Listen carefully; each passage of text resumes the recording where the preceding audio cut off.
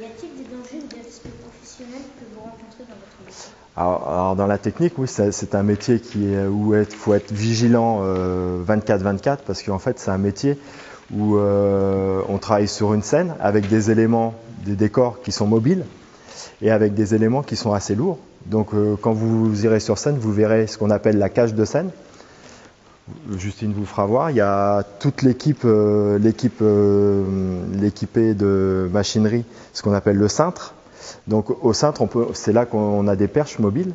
Et sur ces perches-là, on va pouvoir accrocher des décors, des projecteurs ou alors des tentures, donc des voilages. Et sur ces perches-là, on peut accrocher jusqu'à 350 kg de décor. Donc ça veut dire que nous, potentiellement, on peut avoir 300 kg au-dessus de la tête, des éléments de 300 kg, même plus que ça, parce qu'on a des perches qui sont motorisées, et elles, on peut aller jusqu'à 500 kg. Et après, quand on veut monter en puissance, on va utiliser des palans, des moteurs, et là-dessus, on peut accrocher jusqu'à 1 tonne.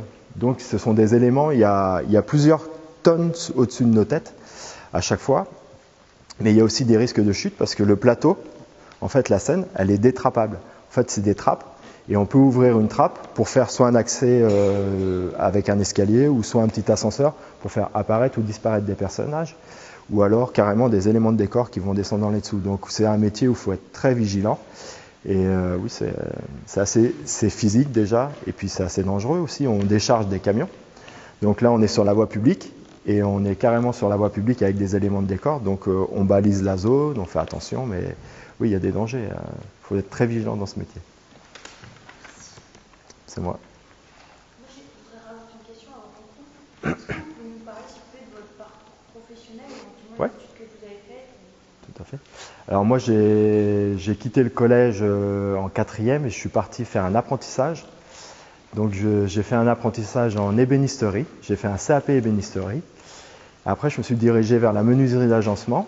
Et là, j'ai fait un CAP de menuisier d'agencement et un BEP de bois et matériaux associés. Je ne sais pas s'il existe encore ce BEP-là, mais ça a dû sûrement changer le nom.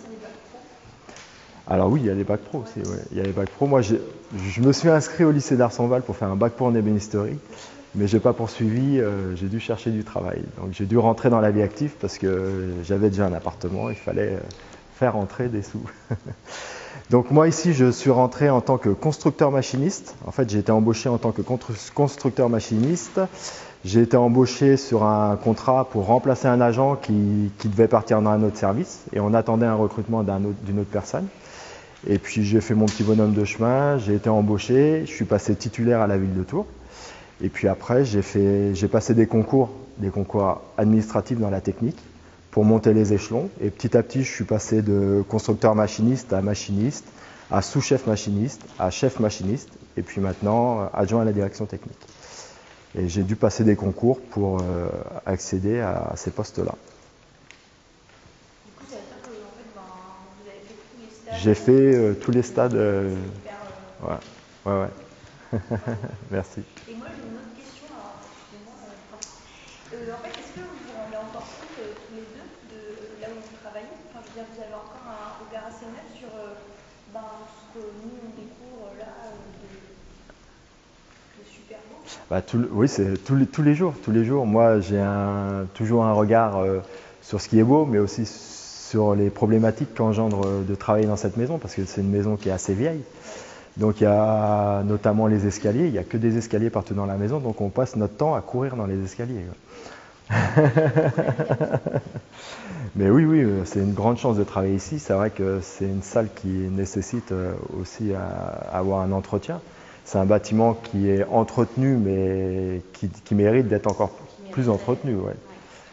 Parce qu'on fait des aménagements techniques, mais l'embellissement de la salle, tout ça, c'est vrai que ça aurait besoin. Et puis là, on est très ciblé sécurité, donc on va mettre les moyens dans les détections incendies, dans tout ça, mais après, il y a d'autres choses à faire. Il y a beaucoup de choses à faire ici.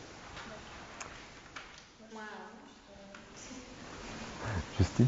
Moi, juste pour répondre à votre question, à travers le regard de tous les jeunes que j'accueille toute l'année, en visite, sur des parcours, sur nos spectacles pour enfants, quand on ouvre les portes et qu'on voit les regards, les remarques, oui, ça permet de garder la tête.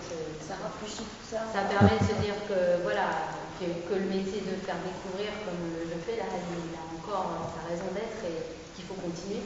Parce qu'il y a toutes ces générations de jeunes qui n'ont pas osé ou qui pensent que c'est pas pour eux et qui, quand ils arrivent, même si au départ ils freinent un peu, au final ils reconnaissent que c'est joli, classe, quand on est jeune et qu'ils sont contents d'être venus, même si c'est pas forcément leur culture environnementale, on va dire. Au final, ils reconnaissent quand même que c'est chouette d'être venus au moins une fois dans leur vie ici. Merci. Ah, je vous en prie. Je vous en prie. Vous avez d'autres questions? Il faut en profiter, hein. Parce qu'après, on laisse Tony retourner. Merci à vous. Bonne journée, bonne visite. Comment on coupe? Bonjour, alors moi je m'appelle Jean-Michel. Comment on coupe? Faut appuyer longtemps?